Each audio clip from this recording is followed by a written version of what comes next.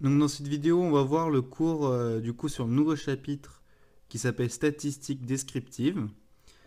Alors pourquoi donc statistique, je pense que tout le monde sait à peu près ce que ça veut dire. Pourquoi descriptif? Parce qu'en fait, on va voir pas mal d'outils qui nous permettent de décrire justement les éléments que l'on a. Donc pour la première partie, donc caractéristiques d'une série statistique. Donc là, on va voir des objets. Donc la plupart des choses dans cette partie, ça sera des objets que vous avez déjà vus normalement au collège. Et donc pour l'expliciter, ben, en statistique, souvent on prend des exemples. Parce que c'est des cas, c'est des maths très appliqués. Et donc en général, on essaye de prendre des exemples pour que ça soit beaucoup plus parlant. Donc là, on a pris l'exemple de trois élèves avec qui ont obtenu ces notes-là. Donc voilà, on a des nombres, on a une certaine liste. Donc cette suite de nombres, bah, c'est ce qu'on appelle une série statistique, c'est une liste. Donc voilà, donc ça, bon, voilà, on se place dans ce cadre-là, on a trois élèves avec ces notes-là.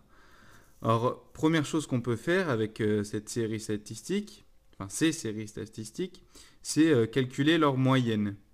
Donc pour calculer leur moyenne, normalement tout le monde doit le savoir faire. Et ben comment on fait? Ben, on ajoute les notes et on divise par le nombre de notes totales. Donc si on fait ça avec la moyenne de Jérôme, de Bertrand et de Julie, on trouve à chaque fois 11,8. Bon, on verra pourquoi on a choisi de prendre les mêmes moyennes. C'est pour expliciter les autres indicateurs. Donc là, on a une petite phrase, c'est la moyenne est une caractéristique de position. Bah, parce qu'en fait, ça nous permet de nous positionner. Par exemple, là, le Jérôme, son 4 par rapport à une moyenne de 11,8, bah, il est très bas. On va avoir d'autres éléments qui nous permettent d'avoir une vue peut-être plus globale sur les choses. Ensuite, on a la médiane. Donc, première chose à faire pour calculer la médiane, c'est d'ordonner les séries. Donc là, vous avez les séries, il faut les mettre dans l'ordre croissant. Hein, on va mettre 4, 6, 7, ainsi de suite. Il faut les mettre dans l'ordre parce que nous, du coup, la médiane, qu'est-ce que c'est? La médiane, donc c'est la valeur telle que au moins la moitié de l'effectif est des valeurs inférieures ou égales à m, et l'autre moitié supérieure ou égale à m. Donc c'est pour ça, vu que là, on veut, on veut mettre un certain nombre au-dessus et en dessous de cette médiane, et ben faut les ordonner. Donc par exemple, pour Jérôme, et ben ce qu'on fait, ben, on a combien de données pour Jérôme? On a 1, 2, 3, 4, 5, 6, 7, 8. Donc, on doit diviser le nombre de données par 2. Et bien là, ça fait combien? Ça fait 4 données. Donc, on doit placer la médiane de telle sorte qu'il y ait 4 données à gauche et 4 données à droite. Et bien du coup, on peut se placer là. Et entre les deux, là, et ben c'est 12. Il y a 12 et 12, donc la médiane de Jérôme, elle est de 12.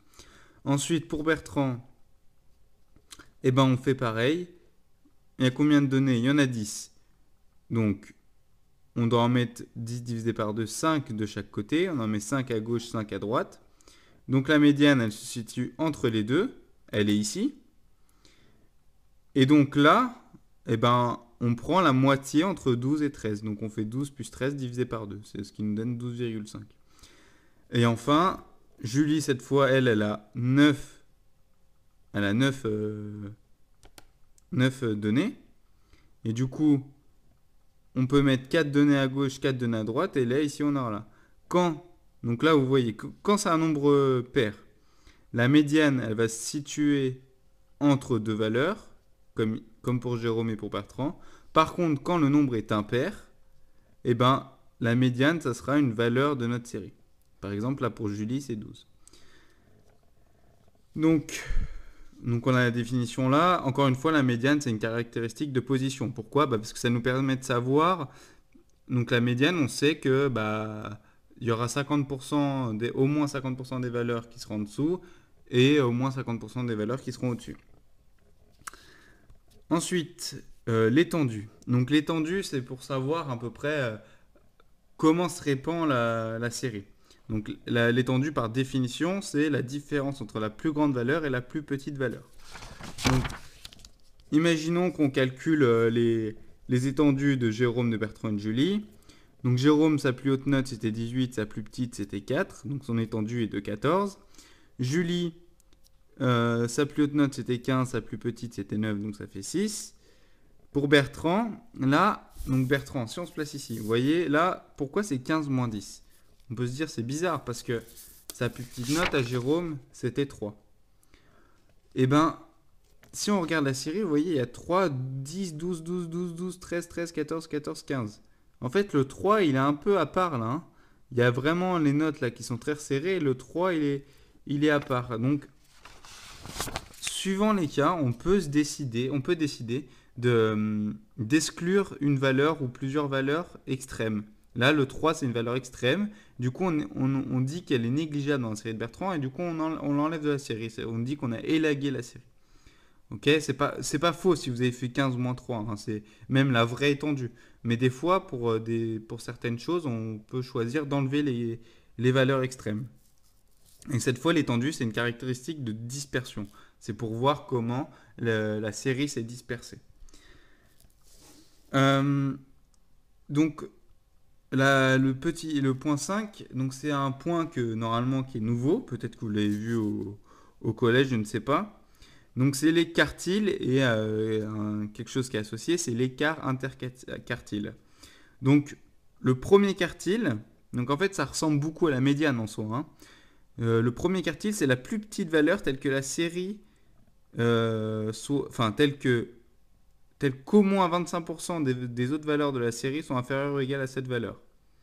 Donc il faut faire attention, un quartile, hein, c'est une valeur de la série. Hein, c'est pas comme la médiane. La médiane, là, par exemple, pour Bertrand, on avait 12,5. 12,5, c'est pas une valeur de la série. Un quartile, forcément, ça va être une valeur de la série. On va le voir après dans l'exemple. Et le troisième quartile, cette fois, c'est pas 25%, c'est les 3 quarts, donc 75%. On va le voir sur un exemple, ça sera un peu plus clair, sûrement.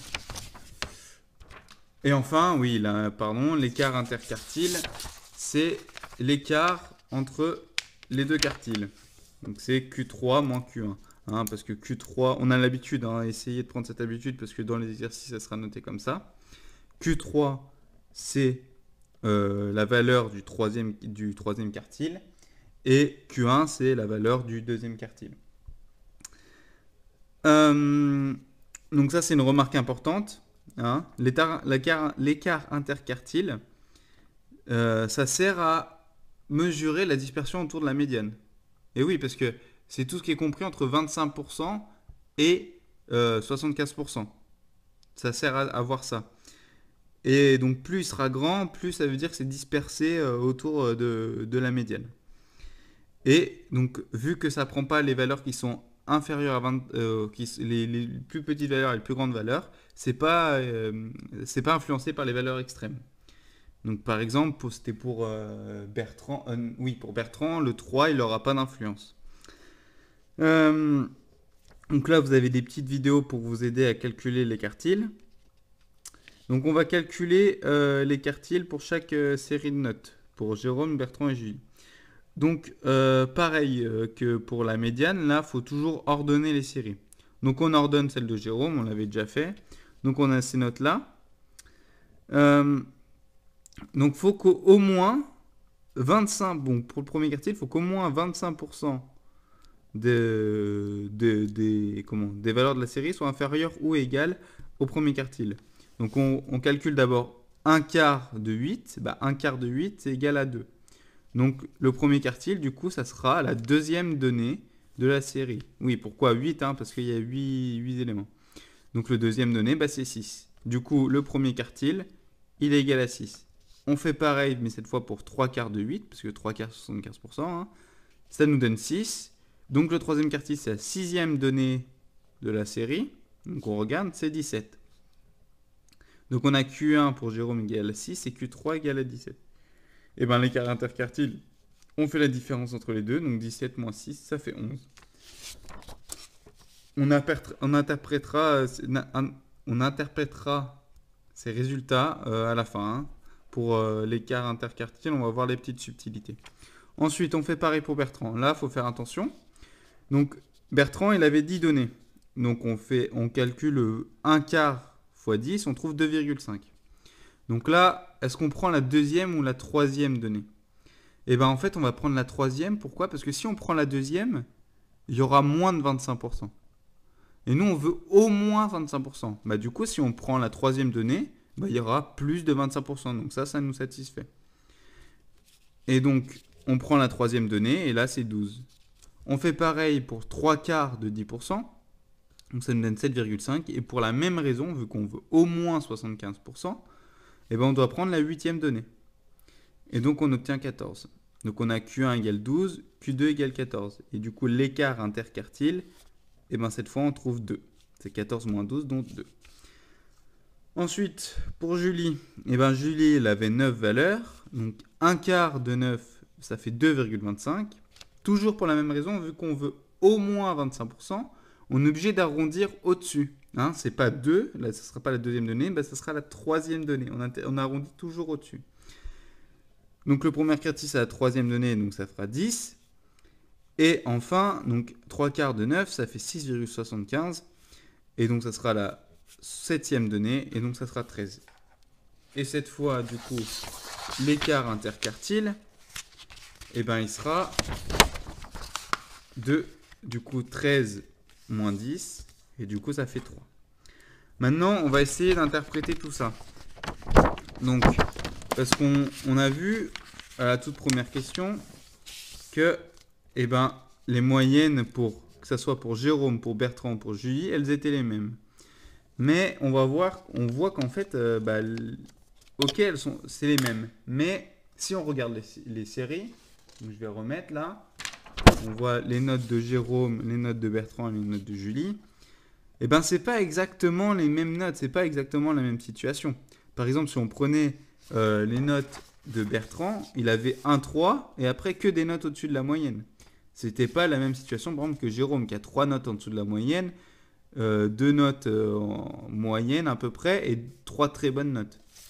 Et bien ça, grâce à nos outils, grâce à la moyenne, la médiane, l'écart interquartile, l'étendue, tout ça, on peut avoir des données un peu plus précises sur notre série. Donc la moyenne est toute de 11,8. Et là, pourtant, les notes ne se répartissent pas de la même manière. Et oui. Pourquoi? Bah, la médiane, la médiane est toujours à peu près pareille, là. Donc, on ne peut pas en gros dire grand-chose. Mais par contre, les étendues, elles sont très, très différentes. Hein, vous voyez, l'étendue pour Jérôme, elle est de 14, ce qui est énorme. Ça veut dire que la différence entre sa meilleure note et sa plus petite note, elle est de 14. Donc, ça veut dire que Jérôme, il est capable de faire de très bons résultats comme de mauvais résultats. Bertrand, c'est plus resserré et Julie aussi, c'est plus resserré. Ensuite, on peut voir donc encore des choses un peu plus, voir si c'est comment c'est resserré, si les valeurs extrêmes, elles ont influé ou pas. Bah ça, ce qui va nous intéresser, c'est l'écart interquartile, surtout. Pour Jérôme, il est de 11. Un écart interquartile de 11, c'est énorme. Ça veut dire que vraiment, il peut avoir vraiment beaucoup de mauvaises notes et beaucoup de bonnes notes. Hein, c'est pas comme quand on avait élagué la série de Bertrand. Bertrand, il avait une note très basse. Bah, Jérôme, il en a plusieurs. Alors que pour Bertrand et pour Julie, les écarts interquartiles, ils sont très petits. Donc ça veut dire que les notes, elles sont très resserrées sur la moyenne. Sur la médiane, pardon.